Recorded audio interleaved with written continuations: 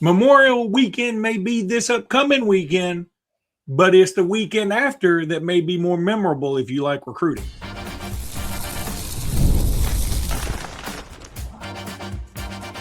You are Locked On Bama, your daily podcast on the Alabama Crimson Tide, part of the Locked On Podcast Network, your team every day. I'm Luke Robinson. That's Alabama internet legend Jimmy Stein, and this is Locked On. This is Locked On Bama. Jimmy, we got a lot to talk about today. We're going to do 2 roster countdown, guys, because we didn't do a podcast yesterday, so we got to make up some ground. We're going to talk a little baseball and softball. They both are doing very well right now. Baseball ends on a high note, taking 2 of 3, and finishing as the number 4 seed in the SEC tournament. We're going to talk about their chances in that tournament, and will they be a super regional host? It would be nice. And by the way, I found out, thanks to a friend of mine who is a big baseball guy, big Bama baseball guy, he texted it wasn't 09 last time we hosted a super regional. It was 06. 06. So it's that must have been that North Carolina thing that we're talking about. It was. When He said it was. He even gave me the guy's name. Wait a minute, I'll tell you. I can find it and tell you the guy's name. Here it is, right? He was not only a first-round pick, he was a really successful Andrew major league Miller. player. Yeah, he was a very successful major league player, too. It wasn't like he was a bust. He had a lot of success in Major League Baseball, mostly for the Detroit Tigers, but I think he moved around. And I think he was with the Cleveland Indians when they were in the World Series against the Cubs, according to him. I just got to take his word for it. I don't know baseball. No, I'm sure that's right. I'm sure that's right. He was a dude, and we had trouble with him. So what we're going to get started with is the favorite topic of Jimmy and mine, and also everybody else's mostly, is recruiting. And so not this coming weekend, it's Memorial Weekend. It'd be bad to have a visit weekend on Memorial Weekends, I think. Yeah. The weekend after Memorial Weekend, though, Bama's going to have some dudes in. It's going to be a dude fest in Tuscaloosa. Yeah, we probably need to come up with another word for that. But I know. But if I wore a Dude Fest T-shirt during Memorial Weekend, I'm probably getting beat up. If we would probably lose we wouldn't have the rights to play the song. But if we played that song, It's Raining Men. It's Raining Men. It's Raining Men. I'm going to go out on a limb. It would be funny. It would be funny, but It's Raining Men by the Weather Girls is the most referenced song on our podcast, which is disturbing. It probably really is. We'd get sued for playing a song that we don't have the rights to, but might be worth it because it would be hilarious. The Weather Girls would applaud us for playing that song. They would actually send us. Sure, they would, and they'll probably say, "Why didn't you just send us the $1 or whatever?" But nevertheless, that May 29th weekend will be huge. It will be a red carpet event. Alabama's going to have 4 or 5. I think it's 4 big official visit weekends all right in a row, as is the now calendar tradition. That first weekend is probably the best one in terms of when we'll have most of our big targets and most of the big names. And in my opinion, following recruiting for a long time, whenever you do official visits, you either want to be the first visit or the last one. Those are the best 2. In the middle is fine. It's not like it never works out. But the first one, sometimes you pressure kids, and we will, to cancel other visits and go ahead and commit and be done with it. And then when you go last, you obviously are making the last impression, on kids. And kids leave these visits on what we call visit highs, because virtually everyone has a great time and they love the place they just visited and everything was so great. And that's why those Sunday interviews from the recruiting media guys are just so full of flowers and unicorns and rainbows. It would be better or more accurate to probably interview them on Wednesday after 2 or 3 days of it wearing off a bit, because these kids have a good time on all their visits. They obviously have a great time here.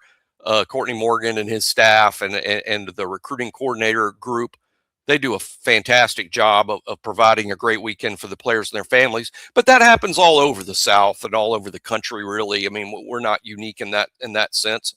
But one of the main reasons I want to bring it up today, Luke, is I think there's at least 4 guys. There may be more.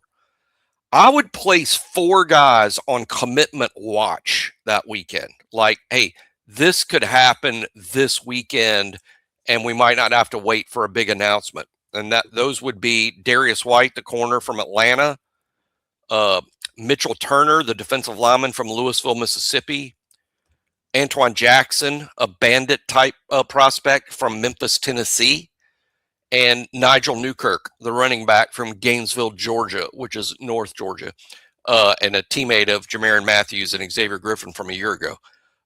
I think those 4 guys, Luke, would be guys I would say these guys are on commitment watch. This could happen now, and Turner and Newkirk would be a huge boost to recruiting rankings. Antwan Jackson's not ranked too high, though that's a crime. And that'll change. That'll change. I think that will change with him in particular. I don't know that Darius White's gonna rocket up, although something that's happening that may help.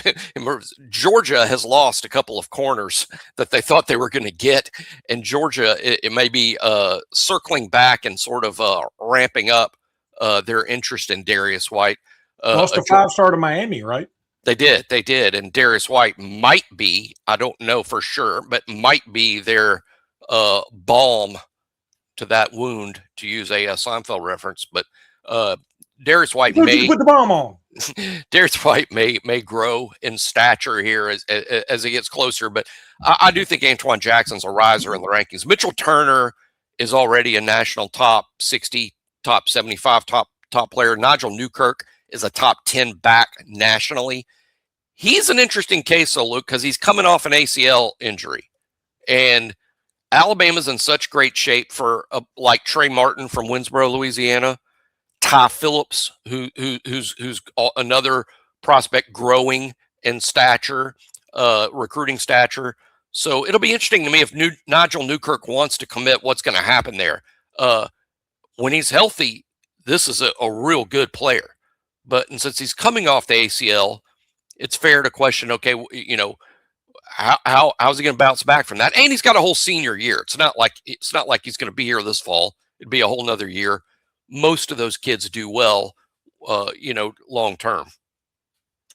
Yeah, and the thing about Ty Phillips, I saw on Bama Online, one of the national guys, whenever they say things like this, it means they're probably about to commit there. He said, keep an eye on Alabama here, which I always find a weird way to say it. Like, am I just supposed to watch and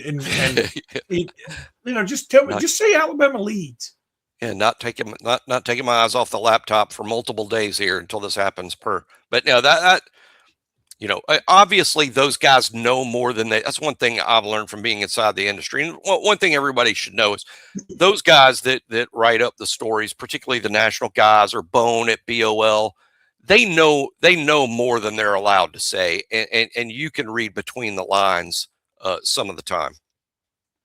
There's no doubt about it. And Andrew Bone does a marvelous job. He's also a heck of a realtor, I think. But I did think it's funny. Like, do you think it's good that whenever somebody's out there like Bone, would you like? It's sort of like his nickname. I know it's his last name, but he likes going by Bone. It doesn't bother him. I'm sort of down with it. It's either it's kind of I'm down with it. I guess. I mean, it's I don't know. I just thought it was interesting. Like everybody, Bone. Andy's a good one though. And what? Andy Bone. Andy Bone. Don't call him Andy Bone. No. Sounds weird. He likes Bone. I need to phrase that differently. I wish I knew how to not edit that. And sorry, Andrew. I need to phrase that differently. By the way, I ran into a guy at a new restaurant called Woody's, and what is it? I ran into Andrew Bone at Woody's. No, Here we go. I ran into another guy named Luke Warder. I think that's his name. He's from Georgia. Super nice guy. And here's the other thing. He came up and said he loves the show, whatever. Good guy. Good name. But another guy came up to me, a friend of mine, and he was there with his wife, and the wife didn't really know me. She was like, I recognized you just from the television. Like, she was like, all the wives look the same when their husbands. They're like, we know who you are, unfortunately. But it was funny. Listen, it was funny because we were talking about Harrison Ford giving the commencement speech at my son's graduation at Arizona State. And I was like, yeah, it would have been cool. You know, we kept talking. It would have been cool if he'd come out like dressed as Han Solo and just not even say it. They just go pew pew pew pew and just left. You know, that would have been kind of cool. That would have been great. And then we were thinking about other roles. He could have come out and just cracked a whip. And I was like, or he could have come out, you know, in chains in that convict suit, like from that movie where he escaped the train. And Jimmy, 3 adult people, roughly 50 years old each, could not remember the name of the film. Don't say it yet. We were like, oh my God, it's like The Escapee or the Convict or the whatever. And like none of us could come up with it. And finally we told the wife, we did this for 3 minutes. It felt like 10 hours. And then the wife looked it up and she's like, oh, y'all are going to be so upset when you hear this. I said, I know. I said, she said, I can't even tell you what it rhymes with because it'll be so obvious. And she goes, you know, what do you call somebody who's on the run? We were like, escapee, runner, bad guy. Bad guy. She was like, the fugitive. And we were like, oh my God, I can't believe. I mean, that's just how old we are. There's an Alabama connection, though, there. Alabama connection. What is it? Wesley Snipes played for Bama? Nope. Ah, dang, because he was in The Fugitive, too. His wife that he supposedly murdered, Sheila Ward. Alabama. Oh, that's right. Alabama grad. Alabama grad. There you have it. By the way, my daughter's name is Sheila. Not necessarily for Sheila Ward, but not because of Sheila Ward either. So, and not for Southeast Louisiana, who was vanquished in the Tuscaloosa Regional yesterday. Also, not what Sheila's named after. And we're going to talk. SELA. It is SELA too, Mm-hmm. and she was sort of downtrodden when there's somebody else at her school who's SELAH, Selah, I think is they say it something like or Salah or something. And I was like, man, she's one of the most unique names. She's like, no, there's somebody that's got my name that's even got an H on the end. I mean, she's got even more than I do. So anyway, all right, that's going to do it. Worst transition ever. Okay, FanDuel. Oh, sweet. We love the NBA playoffs, man. There's an NBA playoff game tonight between Thunder Spurs. Tonight is the Pistons and Cavs. Pistons Cavs. Game 7, right? I think you're right. I think you're right. I thought you were going to say game 1 of the Western Conference. That's coming up. Yeah, I thought it might be tonight or done. Yeah, that's going to be, in my mind, that's the championship. Yeah. FanDuel will have you covered. All the way from head to toe. The NBA playoffs are here and every possession matters. If you're looking to get even closer to action, FanDuel has a great offer to get you started. Right now, new customers can bet $5 and get $150 in bonus bets if your first bet wins. That's right. Turn $5 into $150 in bonus bets just for getting started. I like using FanDuel during the playoffs because everything I need is right there in one place. You can check stats and trends and matchups and do all that stuff. You can check who's playing. How about that? Jimmy and I will do that later. Head to FanDuel.com to get started. FanDuel, where Jimmy Stein says you can play yo game. Roster countdown time, Jimmy. We're still in the, we're way up there. But these are some guys you're going to start to get to know. I'm already disagreed with what was it? Your Brewer?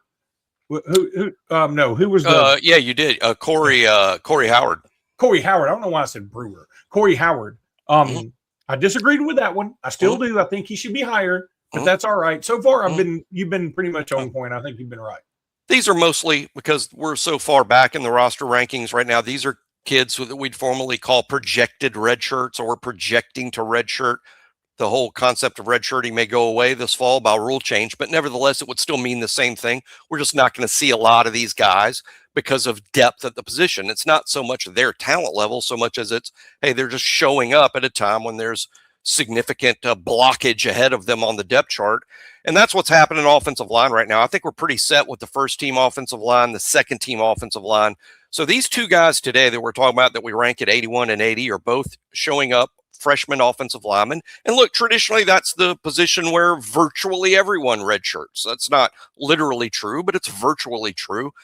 So it's never a surprise when offensive linemen show up and are sort of put on the shelf for a year because that's one position that's sort of developed over time, and strength and conditioning is so big. Let me stop you real quick because it did just dawn on me that you're right. I think what's funny is you could make an argument the two most crucial positions on a football team are offensive line and quarterback. And those are the two that are probably also most likely to redshirt. Yeah, so you get them And then you probably don't get them. If they're good, you probably don't get them but for maybe 2 years. Yeah. Because they redshirt and then they go pro. They can if they're that good. Yeah. I mean, if they're that good, yeah. Yeah, and it is now. That's why ultimately. And by the way, the two we're talking about today is I keep forgetting to say that 81 Jared Doughty, who was not here this spring. He was still graduating from his high school in the Atlanta area, and Chris Booker, who is also from the Atlanta area, but he was here this spring. And we'll talk about Doughty and Chris Booker more in detail in a second. But what I would say is this new 5-for-5 rule that I'm talking about that's going to eliminate red shirts forever. It's very likely to pass even before this fall, 5 years to play 5. But, I think that's going to have a massive impact on sports like softball. We'll talk about that in a minute, where players aren't going to go pro early. And there's not as much transfer portal movement with softball. There's some that is going to happen, but it's not like football and men's basketball, which is a revolving door of players. So 5-for-5 in football, I don't think it's going to have as big effect because, like Luke just pointed out, some guys will still be 3 and done and off to the NFL after year 3. That will remain the rule. And so many will transfer at some point in the 5 years. I don't think you're going to end up with too many football players that are on your team for 5 full years, though it will happen. I just think that's going to be a strong minority of players and not the usual. Now, softball, gymnastics, other sports that don't have the opportunity to turn pro early, it's going to have a huge impact there because you're going to have those athletes for the full 5 years, the ones you want, the ones you want to keep, the ones you're paying good rev share to. They're not going anywhere, and they'll be there the full 5 years. Yeah, the good softball teams are going to keep being good. Okay, let's go back to you two guys. Yeah. Doughty. Yeah, Jared Doughty, number 81 from Atlanta. He's going to be a tackle. This was a national kind of blue chip type prospect. He was a little bit of a late bloomer, but even though he was a late bloomer, boy, the big schools came calling big time. Alabama had to beat out a lot of big time schools to get Jared Doughty. Mom loved Alabama. That was a big part of things. He loved every trip to Alabama. I think they got gumped out pretty quick. He's probably going to be a tackle. He played guard quite a bit in high school, kind of moved all over, but Alabama likes him as a tackle, maybe even a left tackle. This guy is quite talented. He was probably Alabama's best offensive line signee, in my opinion. But again, he did not enroll early. He had to finish up his high school work there. He's from the Atlanta area. Chris Booker is number 80. He's already been here. He showed up in January. He's a private school kid in Atlanta. He was ranked pretty high. My experience, this isn't true across the board, but my experience is these private school kids, particularly linemen, they do take a hot minute. I mean, they're not at Thompson. They're not at, Central Phoenix City. I think those private school linemen usually need some development. Chris Booker was here this spring. Interesting to me was his position. He played almost exclusively guard during his first spring at Alabama, and I suspect he will be a guard this fall, even though he will be a redshirt. I think long-term Chris Booker's a center, and he could even be Alabama's center of the future. Alabama's current center is a junior in Rayson Delgatti, who now will have 3 years, I believe. I don't know that he redshirted at Cal Poly. We need to look into that. So I'm not sure whether we get 2 years out of Rayson Delgatti or 3 with the new rule. You obviously have Caden Strayhorn, who did redshirt at Michigan a year ago. So he will be in a year 2 redshirt freshman situation. Caden Strayhorn will be center number 2. I think Chris Booker may be the center of the long-term future at Alabama. Very athletic, great intangibles. And again, he got here early. I think he did fairly well this spring. But he's more of a guy that you just redshirt, develop, and then we'll see where he's at next year. Yeah, and again, I think it's clear we don't suspect either one of these guys will make a huge impact this year. No, which is okay. Sure. Sure, Doughty would have a chance, but right now the second team tackles right now are Tyrell Miller, who's a guy we don't talk enough about, the JUCO, who had a really good, maybe better than expected spring. He's the number 2 left tackle, and the number 2 right tackle right now is Nick Brooks, who started 4 games last year at Texas in the SEC. So those are your second team tackles. there's just no reason to play a freshman a ton. Of course, now that you don't have a redshirt rule, what does it matter? But how many opportunities do you have to play the third tackle? So I just don't think you'll see much of them. Has nothing to do with their ability or talent. Let me also give full disclosure here. Our Locked On Longhorns guy, they weren't super high on Nick Brooks. I'm just going to tell you the truth. Now, that doesn't mean that he sucks. It just means they weren't high on him. So they were like, yeah, I mean, that wasn't a big loss for us. And I can't believe Alabama took him, actually, I think is the quote. So you know what they're doing? They're pulling a Red Morgan is what they're doing. That's just how a lot of Alabama fans were about Red Morgan, who struggled quite a bit as a true freshman, who got thrown into the mix. Why? Because the coaches sort of believed in him, got thrown in the mix as a freshman, got beat a few times, and fans were like, oh, this guy's no good. He's a true freshman. Look at Red Morgan now. He's one of the best players on the team. Trust me, we ain't talking about him till we get up to top 12, top 13 on the whole football team. And 2 years ago, Alabama fans were like, oh, this guy's not very good. That's exactly what Texas is doing, Nick Brooks. Of course he struggled. He's a true freshman playing SEC football, not even playing at the position he'd been practicing at, I might add. So I think Nick Brooks has a great chance to be good in time. He just wasn't a throw him into the deep end kind of kid. Most of them aren't. Yeah, and plus, whenever you lose somebody in the portal, you tend to downgrade them. Like the only one that I've ever known that Alabama didn't really downgrade, that didn't put down like, oh yeah, here's his was Caleb Downs. Oddly, they didn't put him down. But Caleb Downs, like nobody had anything bad on the field. They would say, he's a traitor or whatever. But I mean, that's just that, and that's not really true. But some people were mad about what he did. They had nothing bad to say about him as a player because there's nothing bad you can say about Caleb Downs as a player. Now, I do want to remind everybody to check out lockedonbama.supercast.com. Go check it out. $5 a month, $50 for the year. The Discord page is fire, is lit, is fun. I mean, I ran out of things the kids say. But go check it out. You will love it. You'll have a good time with it. Again, $5 a month, $50 for a year. And why not, man? Go do something with yourself.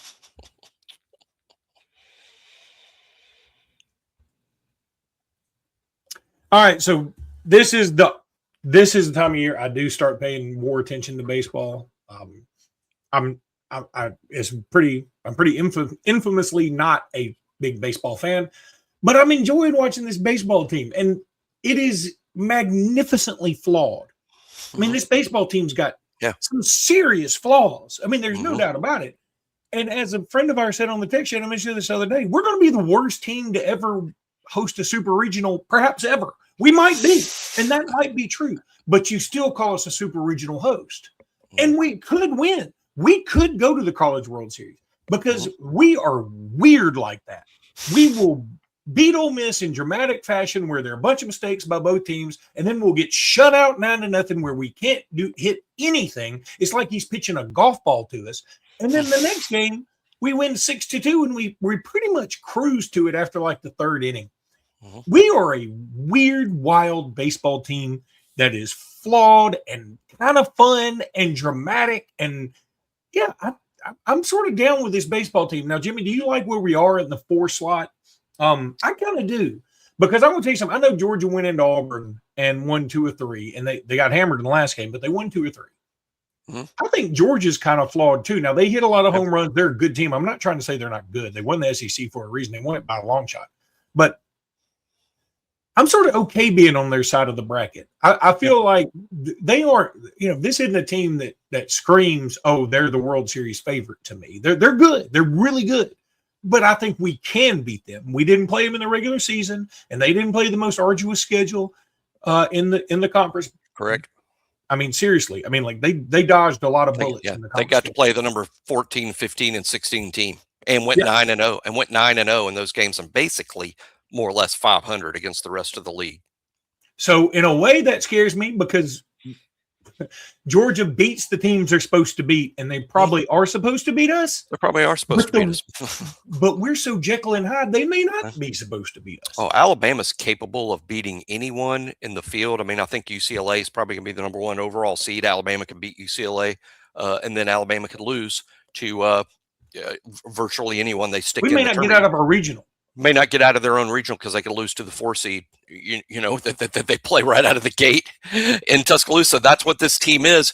But you add it all up, and it's the best Alabama baseball team in literally 20 years. You have to go back to 2006 since Alabama hosted a super regional. So I have to go back 2006 when Alabama was seeded this high in the SEC tournament. That's how long it's been since Alabama was this level of good. How long it's been since we were a 4 or above? Correct. Oh my God, Jimmy, that's bad. I mean, how have we been so bad? Well, I mean, there's a bunch of reasons for that, but I would also point out that the SEC is just a different type league. I mean, Ole Miss won the national championship and didn't even finish with a 500 record in the league. Well, that wasn't too long ago. The SEC has been just an absolute brutal place all these years. So many Alabama teams didn't make the NCAA tournament, but were probably among the top 35 teams that were out there. But you just had so many losses from SEC games, you didn't qualify. But this team is really good at times, mostly because of starting pitching. Now, the format in Hoover's changed, Luke, and this is beneficial. Used to be your worry was going to Hoover and having to play so many games, you'd burn through your pitching staff to the point that you had a problem when the regional started because your pitchers were worn out. By getting the double bye, Alabama has avoided that situation entirely. You'll play no more than 3 games, which means you just get to do your normal starting rotation. Your day 1 guy, your day 2 guy, your day 3 guy. That will be Alabama's pitchers Thursday. And if they win Thursday, I think they play actually Saturday. That will be your day 2 guys, Zane Adams. And then if they win day 3 guy, most likely Miles Upchurch. We'll see him again, who pitched. It was great against Ole Miss on Sunday. He would be your guy in the championship game if you got that far. You'd see Tyler Fay, the Friday night pitcher, pitch him that Thursday game, probably against Florida, who Alabama swept in the regular season. But trust me, that Florida team's very good. I know Alabama swept them. Don't count your chickens in that game just yet. They're very good. So I'm very excited about what this team might do. Should we be shocked if there's a disappointing ending? No, because we've all seen this play. We shouldn't be shocked. But what we should be is very grateful that Alabama is in the NCAA tournament for the 4th year in a row. That hasn't happened in 15 years. 2011 is the last time Alabama was in the NCAA tournament for a 4th straight year. So it's been 15 years since Alabama's made 4 straight tournaments. Rob Vaughn's made the postseason each and every year he's been here. Now he's got the best team, most accomplished team at Alabama since 2006. Great job there. Great job by the starting pitchers, but they're going to have to rebuild this offense in the portal and with further development, because it's going to hurt to lose Justin LeBron and Brady Neal, who've been responsible for so much of the offense. Yeah, there's no doubt about it. And Bryce Fowler. Bryce Fowler will also be in pro ball next year. He's been a big part of the offense too. But we do have like the number 5 or 4 recruiting class in the country. Yes, right? A great recruiting class coming in, and some guys that were injured this year that didn't get to play that should be fine for next year. And a couple of like Eric Hines is clearly going to be one of the better hitters in the league, next season. He'll be back. Miles Upchurch will be the Friday night starter next year. He'll be, I think, as good as any number 1 in this league, which is saying a lot. So Alabama's got a lot to look forward to going forward. But baseball, it's not like football. Football's getting that way. Baseball's a little bit more like men's basketball. You sort of have a new group out there every year because there's so much attrition between the draft and the portal. Yeah, there's no doubt. All right, and softball, today we play, oddly, South Carolina Upstate or something like that. That's who they beat Friday in the opener that they run ruled. Yeah, I mean, it's kind of wild that we end up playing them because you and I were so worried about this Belmont pitcher, and turns out like, okay, maybe they just weren't that great. So she gave up 3 runs to Alabama in the first inning. Maya Johnson, the pitcher that was the concern, she gave up 3 runs to Alabama in the first inning. And on one hand, you're like, boy, we shouldn't have stressed over facing her. But then she shut Alabama out for 6 innings after that. So she was a legitimate challenge. And that's what you really felt the whole time. She would challenge us, and she did. But Belmont's not great beyond Maya Johnson. That's why they lost in the next game when Maya was just sort of out of gas. They had to go with somebody else, and they lost to upstate South Carolina, who Alabama run ruled on Friday. Alabama, big favorite today. rested Vic Moton, who hasn't even pitched yet in the tournament. She'll go today against Upstate South Carolina. So good luck with that. You going? Not going today. Got a lot going on around the house today, and PGA Championship today, final round of that. So excited to watch that. But no, not going to softball today. And it does look like LSU will move on. They are in the, they got to lose twice to Vitek so it should be Bama LSU. And it's so funny because I was watching SEC Network. I really do love softball. It is a lot of fun. I'm not going to pretend like I know all the names. I just love watching they're so into it. It's so cool. But so they were saying, hey, what super regional game would you most look forward to? And like to a person, they were like, Bama LSU. That'll be. I mean, I know it's 1 versus 16, but that's a thing. So yeah, LSU is 16 and rising. I mean, the thing is, I think if you re-ranked the seeds after the regionals, LSU would be higher. They're just playing really well down the stretch. They had a rough start to the year. I don't know if they had injuries. I don't know why. But they had a rough start to the year. They finished strong. In their regional, they've yet to give up a run. They've shut it. They won by shutout Friday and Saturday. They play Virginia Tech today. They'd have to lose twice. They already beat Virginia Tech 8-0. LSU just a couple weeks ago beat Auburn 25-0 in a 5-inning game. So LSU, they're not great, but they're playing great. And that's who Alabama's going to have to beat 2 out of 3 next week to advance to the College World Series. It will be, no doubt, a legit challenge. But it should be, right? I mean, you get to a super regional playing a top 16 team. Of course it's going to be a challenge. But, man, you have to like Alabama's chances with Brisky and Moton. That's a great 1-2 punch. And we'll see Moton today in the noon game. If you somehow lose, you probably bring back Brisky for game 2. Yeah, no doubt about it. All right, that's going to do it for today's pod. We'll be back tomorrow morning. Until then, roll tide, everybody. Roll Tide.